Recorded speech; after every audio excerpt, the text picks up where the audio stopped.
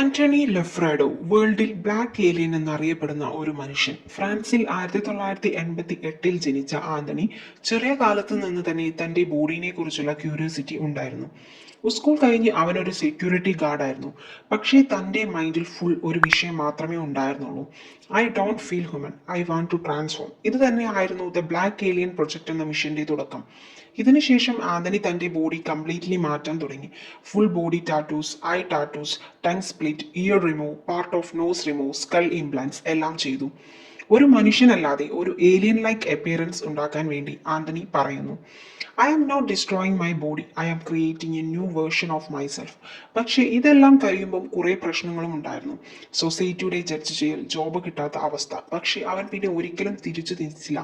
തനിച്ചിരിക്കുന്ന ഒരു ലൈഫാണെങ്കിലും അവൻ തൻ്റെ ആർട്ടിനെ ലവ് ചെയ്തു.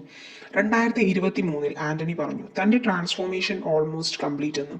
പ്രൊജക്ട് അവസാനിച്ചു, പക്ഷെ അവൻ്റെ ലുക്കും അവൻ്റെ കറേജും ഇന്നും മനുഷ്യർക്ക് ഒരു ഷോക്കായി തന്നെ നിൽക്കുന്നു. ആന്റണി ലൊഫ്രാഡോ ഒരു മനുഷ്യനല്ല, തൻ്റെ ഐഡന്റിറ്റി തന്നെ ക്രിയേറ്റ് ചെയ്ത ഒരു ലിവിങ് ആർട്ട് വർക്ക്. സോ നിങ്ങൾക്ക് ആന്റണിയുടെ സ്റ്റോറി കേട്ടിട്ട് എന്ത് തോന്നുന്നു? കമൻറ്റിൽ പറ. See you in the next video. By.